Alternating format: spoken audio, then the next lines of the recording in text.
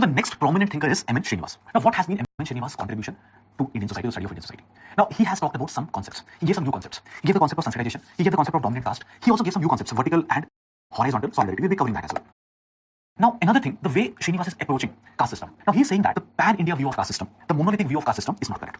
He's rejecting it. What is this? What do we mean by this monolithic pan-India view? Now, assuming that the caste system over the entire country will be same is not correct. Monolithic means one form, one large form. So, assuming that the caste system will be having the same form throughout India is not correct. He feels that there is a lot of variation. To understand these variations, you need to go to the field and study. Ghore, for example, he had not gone to the field. He had studied the text. From the text, he is deriving certain things and he's putting it into writings. But he feels that this kind of thing is not correct. You should rather focus on field studies. And that is what he has done. He went to the field, he's doing empirical research, and from that he is coming up with arriving at different conclusions. So in his work, you will find a lot of focus on field studies. He feels that if you go to the field, you can understand the local hierarchies, local power structures, local economic structures. This can help us understand caste. So he is also understanding caste from all these dimensions. He's trying to study the interrelation between caste and wealth, caste and power, all these things. So his approach is more multidimensional as compared to other thinkers like Ghore. And what are some of his major works? These are his major works. For example, he's studying religion and society among Cooks of South India, caste in modern India, dominant caste, other essays, social system of Mysore village, dominant caste of Rampura. These are his major works. Now what we will do is, we will look at some of his major contributions. Now, the way he is viewing caste, he is focusing on the segmentary view of caste. What do we mean by segmentary view of caste? Now, if you look at caste, as per the Varna system, Brahmin, Kshatriya, Vaishya, Shudras. But if you go to the field, you will realize that these castes are again further divided. They will be divided into further segments. They will be divided into smaller sub-castes. So he's saying that we need to take these subdivisions into consideration as well. To understand caste in totality, we cannot neglect these subdivisions, these sub-segments. So focus on that. Then he is making a difference between Varna and Jati, Varna and caste. He's saying there are two different things. The Varna system is different, the Jati caste system is different. Varna is basically reflecting the macro theoretical schema. It is a macro perspective. But what exists in reality, what exists in the field is Jati. So if you go to a village and if you're trying to study, you will actually counter Jati, not the Varna. So Varna is basically the ritualistic part, whatever exists in the books.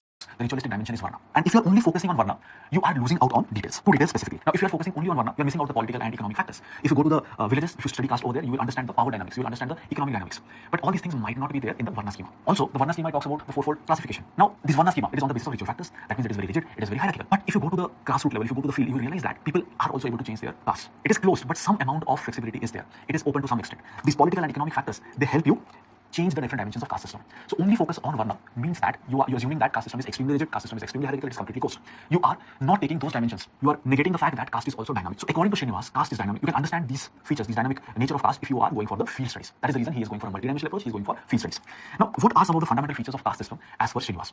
Now, most important principle, most fundamental principle is hierarchy. He is also agreeing with that. That hierarchy is fundamental to caste system. And he's saying that apart from hierarchy, there are some common attributes as well. For example, occupational differentiation. Different castes will be carrying out different kind of occupation. So occupation and caste, there is some sort of consistency. Then he says that there are different kind of restrictions. People in the lower caste, they will face different kind of taboos, different kind of restrictions. Upper caste also will face some restrictions. And pollution, purity-based relations are also there. Higher castes will be considered pure, lower caste will be considered polluted. So there are some common attributes and there is also hierarchy. Hierarchy is the fundamental to caste system. But hierarchy is also along multiple lines. The different caste groups, they are arranged in hierarchy. But this hierarchy is also of two types. One is secular hierarchy, another is ritual hierarchy. Now, what is the meaning of secular hierarchy? Now, on the basis of power, on the basis of wealth, on the basis of education, you can be rated, you can be ranked. Now, this hierarchy, which is on the basis of your educational attainment, on the basis of your power, on the basis of your wealth, this hierarchy is called secular hierarchy. There is another hierarchy, which is called the ritual hierarchy. For example, on the ritual hierarchy is manifested along these dimensions. The way of dressing, food exchange, marriage, all these things are part of ritual hierarchy. So the Brahmins will have certain kind of dressing patterns. They will have certain kind of rule, they will follow certain kind of rules when it comes to food exchange. They will have certain kind of food. They will not consume all the kind of food. So when you talk about these dimensions, you are talking about the ritual dimensions of hierarchy. But when we talk about secular hierarchy, we refer to power, wealth, education.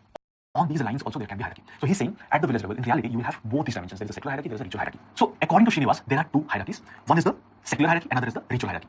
Now, when it comes to secular hierarchy, you could have always changed that. Your position in the secular hierarchy. It is a historical fact. I mean, people can acquire more wealth, more land, more power, and if you are acquiring all these things or some of these things, your position in the hierarchy can change. But the question is, can your position change in the ritual hierarchy as well? So Srinivas says that yes, there have been instances in which one's position in the ritual hierarchy has also changed. But one of the preconditions here is you have to change your position in the secular hierarchy. So mobility is there. Mobility along the ritual hierarchy is also there in caste system. But for this precondition is first you have to change your position in the secular hierarchy. Maybe you are acquiring education, maybe you are acquiring more land, maybe you are becoming close to the political elite, you are acquiring power, and then your position in the ritual hierarchy can change. And this particular phenomenon he's calling it as sensitization. And generally it is also accompanied by imitation of lifestyle of those who are considered higher in the hierarchy. So you are, let's say this is the hierarchy. Let's say you are here in the hierarchy. Over a period of time, you can change your position. You can move up the hierarchy. You can reach this position. These are the Brahmins are at the top, and those who are considered to be untouchables are at the bottom. You are somewhere here. Over a period of time, along the ritual hierarchy, you can move up the hierarchy. Precondition, you have to improve your position in the secular hierarchy. You have to imitate the lifestyle and other things of the higher caste. And this kind of mobility is called sensitization. And this is a group mobility. The entire caste moves up the hierarchy. And it is not something which happens overnight. It might not even happen within decades. It might take generations to happen. It is a kind of corporate mobility. Now, when you are trying to emulate the lifestyle of a higher caste, initially it was felt that those who are at the bottom, they are trying to imitate the lifestyle of the Brahmins. But it was not the case. Generally, those who are non-Brahmins, those who are the dominant caste, you might emulate their lifestyle. You might emulate the lifestyle of Brahmins, that is also there. But you can also emulate the lifestyle of anyone else who is positioned higher than you. Sometimes it was also observed that some of these castes, the lower ones, they're also emulating the lifestyles of the Muslims as well, who were predominant in that region. Also, another dimension here, there should not be a huge distance between your position and your aspired position. If the distance is huge, this might not work. Apart from that, if you are somewhere at the extreme bottom of the ritual hierarchy, then also Sanskritization might not work for you. So what he's doing is he's giving all these conditions. You have to improve your position in the secular hierarchy, you have to imitate the lifestyles, it will take time, it will not happen overnight, it takes generations, and your aspired status and your present status, the difference should not be too high. Srinivas is also giving examples of these kind of mobility. He's saying that Castes in Bengal, they were close to the Mughal rulers, they were close to the ruling elite, and because of this proximity, they were also able to change their position in the hierarchy. Later on, they call them, they refer to themselves as Rajputs. The Jats in North India, Lingaites and Karnataka, they have also used similar strategy to move up the ritual hierarchy. Now, as I told you, if someone is at the bottom, they might not get the benefits of Sanskritization. For them, what is the venue of mobility? There is also some scope of mobility for those who are at the bottom of the ritual hierarchy. They can go for Westernization. For example, they can take up Western education, they can take up other things. They can also take up other things, for example, wearing Western attire and all these things, modern values. Through that also, there was some amount of mobility for them. So this is about mobility, this is about hierarchy as per Srinivas. Now, Srinivas is also influenced by the functionalist tradition. So he's also looking at caste from the functionalist perspective, and he feels that caste also fulfills certain roles, certain functions of the society. It fulfills certain needs of the society. For example, he says that, he observes that there is an organic interdependence of caste. What do we mean by this? Now, he says that if you go to the villages, you find that there are different castes and they are dependent on one another. One particular caste will provide certain goods and services, other caste will provide some other services, and there will be mutual exchange of goods and services. So they are all interdependent on one another. One particular caste is not self-sufficient. It has to require the goods and services of some other caste. So they are all interdependent on one another and they are organic. Just like in the body, different organs are linked together. Heart will require other parts to function properly, the other parts will also require heart to function properly. So all the systems that we have, the respiratory system, the circulatory system, all are linked together. All the organs are linked together. Same way, the different castes are also dependent on one another. This kind of linkage that Srinivas finds out, he calls it vertical solidarity. Mutual dependence or interdependence on one another. He also talks about horizontal solidarity, the solidarity that exists between the members of the caste. And he's saying this kind of solidarity, horizontal solidarity between the members of the caste is also becoming significant, especially in 20th century. In 20th century, he observed that there is politicization on the basis of caste. Castes need to be united together. Then only they can get the different kind of benefits. So they have to remain distinct, they have to remain united. That kind of unity that is important is horizontal solidarity. So vertical and solidarity, this is the meaning. And again, this is the functional perspective of Srinivas. Now, the next question, what is the future of caste? Where does he see caste? Now, he says that he initially felt that caste is an integral part of Indian society and it is an important part of Indian society. It fulfills many of the important functions in Indian society. So it is going to remain important. But in the last public lecture that he's delivering at NIS, NIAS, National Institute of Advanced Studies in Bangalore, it is within the IAC campus, he says that caste might disappear. In fact, the title of his lecture was Obituary on the Caste as a System. He feels that caste will disappear. And the reason he feels caste will disappear is, now the Jajamani system that was there, occupations and caste, they used to be linked together at some point of time. Now, these linkages, they have broken down. Previously, caste decided your occupation, but now it is the market forces which is deciding your occupation. Caste is no longer deciding your occupation. You might belong to a caste of a farmer, of a cultivator, but you might be an engineer, you might be a doctor, you might be a lawyer. So this linkage no longer exists. So the role of caste in economy has been reduced because of market forces. That is the reason in future, caste might disappear. So that is the reason he is writing an obituary on the caste system. So this is how he had visualized the future of caste system. These are all his contributions towards caste system, towards the study of caste system. There have been some critics of Srinivas. They have said that he has looked at caste system from the perspective of the dominant caste. He has not given due attention to the lower caste. He's looking at it from the perspective of dominant caste, and he has given a lot of importance to Sanskritization. And many thinkers, they say that whatever he's saying as part of Sanskritization, it is nothing but reference group behavior, which had already been there in sociology. So he's trying to give a cosmetic makeover to reference group behavior, and he has used the term Sanskritization. So this is about some of the contributions of Srinivas. What we will do is we'll look at one specific dimension now, the concept of dominant caste that has been given by Srinivas. We'll take it separately. That is also very important. Till now, we just covered Sanskritization, vertical and horizontal solidarity.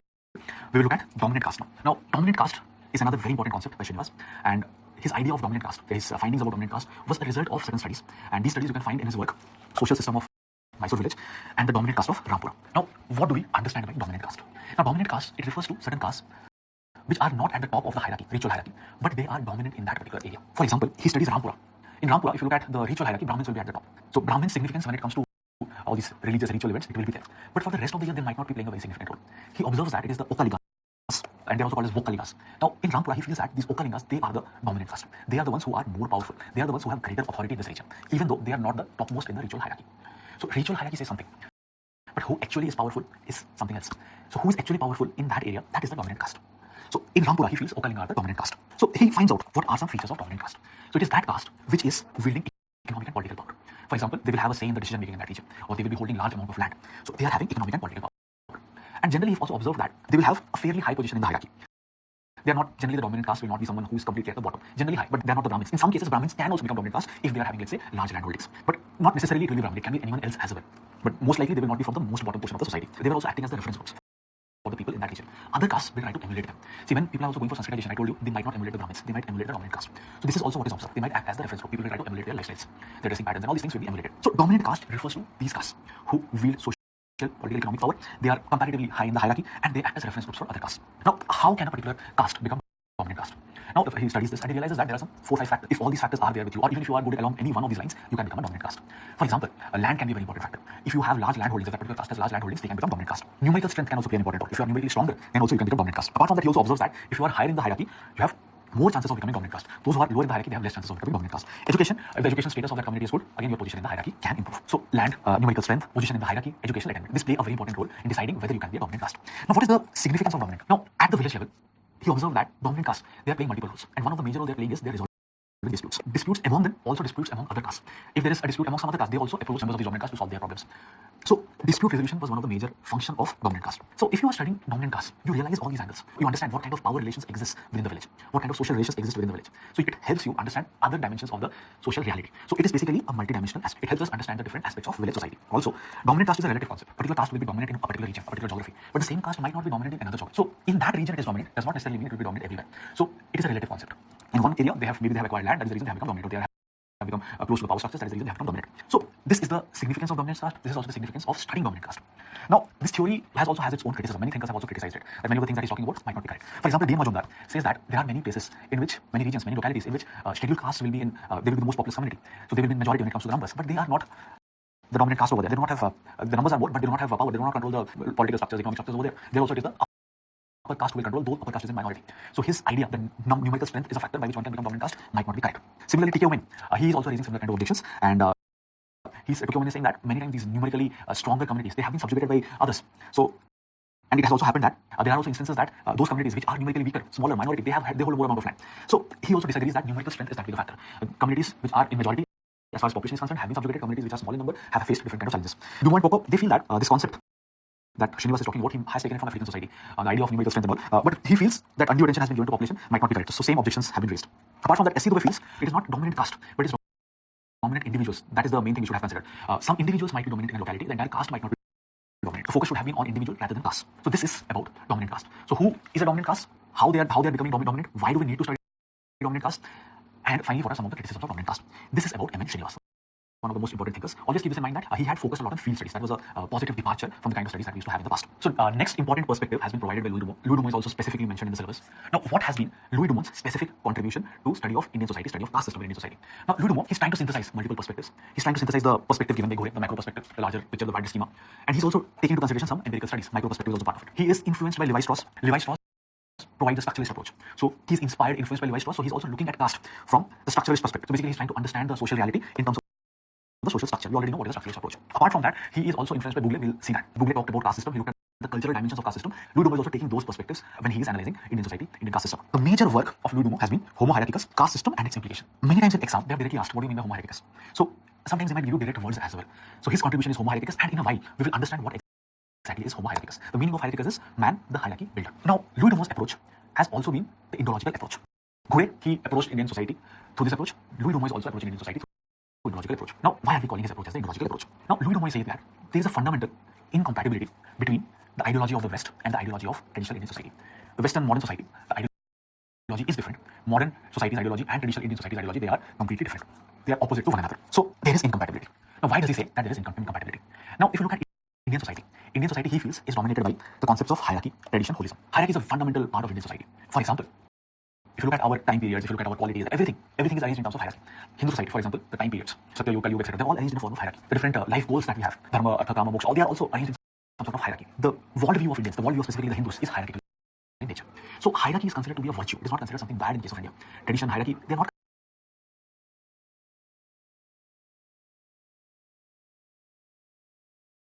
considered bad. We also focus on holism. Where do we stand? What is our relation to the entire whole? We are characteristic in nature. These are all important parts of our own ideology. When we look at the modern society, Western society, there is a little different. Their individual is given more importance. They are more individualistic in nature. For them, hierarchy is not good. Hierarchy for them might refer to segregation. It might refer to exploitation, discrimination. It will be considered morally unjust. But in case of India, it is not that bad. It is virtue. Basically, hierarchy in fact tells you where you stand in relation to the whole. Like what is your ranking? So Western system, Western ideas, Western ideology is different. Indian ideas, Indian ideology, Indian values, Indian traditions, everything is different. So if you want to study Indian society, study it from Indian perspective. The Western concepts are not applicable to study Indian society. So this is the reason he says we need to use Indian approaches, Indian ideas, Indian values to judge Indian society. So Indian society must be studied in its own context. So indirectly, this is nothing but Indological approach. Study Indian society in its own concept. Now, he is talking about hierarchy. How do Indians view hierarchy? He's saying in the West, hierarchy has a negative connotation. Hierarchy means bad, it means segregation, it is morally unjust, it means exploitation. it means discriminatory. But in case of Indian society, it is just a principle by which elements of a whole are ranked. It is a kind of inequality, but it is not stratification. That is what he's saying. So it is just a mechanism by which elements are ranked together. And he feels that everyone also adheres to these norms. Everyone adheres to these notions. Hierarchy is part of individuals' worldview. All their assumptions, everything is based on the basis of hierarchy. It is not nothing alien to them. In fact, the modern concepts of egalitarianism will be alien to them. You cannot perceive everyone to be equal. People from the very beginning perceive everyone to be unequal. So it is part of their worldview, and hierarchy is not considered bad, rather it is considered to be a virtue. Also, he says that ritual hierarchy is always more important as compared to secular hierarchy in case of India. Ritual hierarchy always dominates secular hierarchy. So here we are different from Srinivas. According to Srinivas, you can improve your position in secular hierarchy over a period of time. You can also improve your position in ritual hierarchy. But according to Ludomo, no, ritual hierarchy is more important than secular hierarchy. So he is using Indological approach. He is using structuralist approach. He is also influenced by Bogle. He is talking about hierarchy in these terms. He is saying that hierarchy is fundamental to Indian society. Indians view hierarchy as a virtue. It is not something bad. Western society, hierarchy is bad. Indian society is not bad. It's good. Now, he is saying that there are two fundamental principles for Indian society. And these fundamental principles you will find manifested in different forms in Indian society. And if you are able to understand these fundamental principles, you will be able to understand Indian society. And what are these fundamental principles? First is there is mutual opposition of pollution and pure. So pure and impure, they are opposed to one another. They are opposed, and we need to separate them, segregate them. Second thing is there is inconsistency. There is a lack of consistency between status and power. That means your status might be good. That does not mean you are having more power. You might be more powerful, but your status might be inferior. So there is a lack of inconsistency. For example, the Brahmins, they might not be powerful, but they have the best status in the society. Everyone respects them. The king, he is the most powerful, but his status is inferior as compared to the Brahmins. So there is a lack of consistency between status and power. They are not overlapping one another. So these are the fundamental principles, and from this, he explains Indian society. So we will see how he's explaining Indian society with the help of these two principles. So we will see how he explains Indian society with the help of these principles. For understanding caste system, he's taking the help of some other thinkers. He's basically taking the cultural dimension of caste system from the writings of Bogle. Now, Bogle is saying that there are three fundamental aspects to the caste system. He's saying that there is separation in caste system. For example, the way marriages are carried out. Marriages will take place within the same caste. There is caste endogamy. You cannot marry. If you are part of this caste and you are part of this caste, you cannot marry one another. So you are separated. So separation is a fundamental concept in caste system as per Bogle. Second thing he's saying is there is interdependence in caste system. For example, goods and services. They are exchanged among different members. So because goods and services are exchanged among different members, there is also interdependence. A particular caste will be carrying out a particular activity. Another caste will carry out another activity. So you are dependent on one another. So because of that, there is interdependence. Apart from that, hierarchy is also fundamental to caste. That is also very important. Some are considered superior, some are considered inferior. Now, these three things, Louis Dumont is reducing all these three things to just one principle. He's saying that all these three things can be reduced to one statement, one principle, the principle of binary opposition of pure and impure. How is it so? He's saying that in the society, he finds out that certain practices, certain ideas, they are considered to be pure, certain things are considered to be impure. So the entire Indian society revolves around that. You have to separate the pure from the impure. Those who are pure, for example, the higher caste, they are considered to be pure. The lower caste, they are considered to be impure. So they need to be separated. So that is why this caste endogamy is there. Second thing, interdependence is there. Exchange of goods and services is there. But it is carried out in such a manner that purity and pollution, they are maintained. So, for example, a washerman, he will wash the clothes of the higher caste. Now, when he is washing the clothes of the higher caste, he's basically washing it and he's returning it to the higher caste. Now, the higher caste members, they're getting the clean clothes. So their purity level is maintained. The washerman, when he's washing, he becomes impure. He gets the impurity of the clothes. Similarly, barber. So barber is providing services, he's becoming impure. Whoever he's providing services to, their purity levels remain maintained. So interdependence is there, exchange of goods services is there, but it is in such a manner that pollution and purity, they are maintained. Hierarchy. He's saying that yes, there is a hierarchy. Hierarchy is also in the basis of pollution and purity. Those who are pure, they have superior. Those who have superior purity, they are superior. They are high in the hierarchy. They have superiority. Those who are impure, they are the inferior caste. There is inferiority. So superior purity leads to superiority. Inferior purity, less amount of purity, impurity, it leads to inferiority in the caste system, in the hierarchy. So binary opposition of pure and impure. Pure and impure, they have to be kept separate. Certain people, certain ideas, certain practices which are pure, they have to be segregated away from impure. So the fundamental thing which is governing the Hindu society, the caste system, is binary opposition of pure and impure as per Ludomo. Now, this is that you can find this in the caste system. It's quite well reflected in the caste system, and this opposition acts at multiple levels. For example, Savarna versus Avarna. Avarna, they are considered to be impure. Savarna, they are considered to be pure. Savarna refers to the four Varnas: Brahmin, Kshatriya, Vaishyas, and the Shudras. Dvijas versus Ekjati. Dvija means the twice-born caste. Refers to the Brahmins, Kshatriya, Vaishyas. So Brahmin, Kshatriya, Vaishyas, they are ritually purer as compared to the Shudras. Similarly, among these Dvijas, the Brahmins and Kshatriyas, they consider themselves to be purer. So Brahmin, Kshatriyas versus the Vaishyas. And again, among Brahmins and Kshatriyas, Brahmins will be ritually pure as compared to Kshatriyas. So Brahmins versus Kshatriyas. So at all levels, you will find this binary opposition. So this is one fundamental principle. The other thing he said was the disjunction between status and power. Now, if you look at the Western societies, generally status and power, they will be together in the past, not now. So in the Western societies, those who were the religious head, they were also the political head. So in the same person, both the authorities were there. He was a religious authority as well as political authority. Later on, there was this separation. But in case of India, this method was there before. We had become secularized in these dimensions much before. Secularization of political institutions in India happened much before. Secularization means we already know the role of religion in a particular institution is declining. So the role of religion in politics had declined in India much before the Western countries. So secularization of political power happened much before the Western societies. In Western societies, political and religious heads, they remain together. Now, what is the meaning of this? See, in Indian society, you will find that Brahmins, they will have higher status. So when it comes to status, if you arrange different castes, the Brahmins will be at the top. But Brahmins are not the most powerful. Who is the most powerful? It is the Kshatriyas. So if you now rate castes in the basis of power, the Kshatriyas will be the topmost. So Brahmins are at the top when it comes to purity, when it comes to status, but they do not have power. Kshatriyas, they are not the best when it comes to purity, but they are most most powerful. So separation of status and power, separation of religion from politics. King was supposed to hold power, Brahmin was supposed to ensure that dharma is in place. So dharma is given more important, power is given less importance. That hierarchical dimension is also there. Separation is there as well as hierarchy. Dharma is more important than power. So this is also another very important dimension of caste system, as has been pointed by Louis Dumont. But what about change? Is the caste system changing? Louis Dumont feels that there is not much change in the caste system as such. The framework he's saying is more or less same. Overall framework is not changing. There are some changes in the society, but change of society is not happening. And one more thing he says, in the past there was this interdependence, now there is competing interests. And this phenomenon is calling substantialization of caste, change from interdependence of caste to competing interests. So these are some findings of Dumont. Most important thing here is he feels that Indian society should be studied with the help of concepts which is specific to Indian society, because Indian society and Western society are two different things. The ideology itself is different. People themselves find a virtue in hierarchy. In modern society, it is not the case. So he's using the ideological approach. He's helping us understand hierarchy. What is the role of hierarchy in case of Indian society? He's also finding out two basic principles. Through that, he's helping us understand the caste system. Mutual opposition, binary opposition of pure and impure. That is the most fundamental thing of caste system. And second thing, power and status, they do not have the consistency, they are separate. Now, all these things have also been criticized by some thinkers. Now, what has been the major criticism to Louis Dumont's work? Now, some sociologists, they say that his main focus has been on text, textual view, less on the empirical reality. So, focus on text rather than context. Also, according to him, what he says is, Indian society is characterized by holism. That means everyone subscribes to the view that this hierarchy is fine. Everyone feels that Brahmins are ritually pure. These things have also been questioned. For example, Dipankar Gupta, he studied Jats in North India. Jats felt that Brahmins are lazy, they're greedy, they remain idle. They're not saying that Brahmins are definitely the top when it comes to ritual hierarchy. They're not saying that they're supreme. Similarly, sometimes the superiority of Brahmins have also been questioned. See, who is more powerful? It is those who are holding power, the kings. They will have the military power at their disposal. They should ideally be more powerful. They are the ones who can hold the strings. They can make the Brahmins act in a particular manner. So generally, the power is vested in the political authorities. They should be more superior. So some of the thinkers, they point out this perspective that who generally has power is more, who generally holds on to politics has more power. So how can Brahmins be superior? Now, Berman studies some groups, some castes in the foothills of Himalayas, and he finds out that people do not consider themselves to be inferior. Now, Louis Dumont is saying that some people consider themselves to be impure, and they consider some other castes to be pure. And everyone subscribes to this particular view. This pollution purity principle is universal. But Berman says that these particular groups, they don't think that they're impure in any respect. They don't think that when it comes to their manners, foods, they're impure. So that is the first criticism by Berman. Second thing Berman is saying is the way Louis Dumont has projected all these things. It seems that Indian society is stagnated. The caste is a static concept.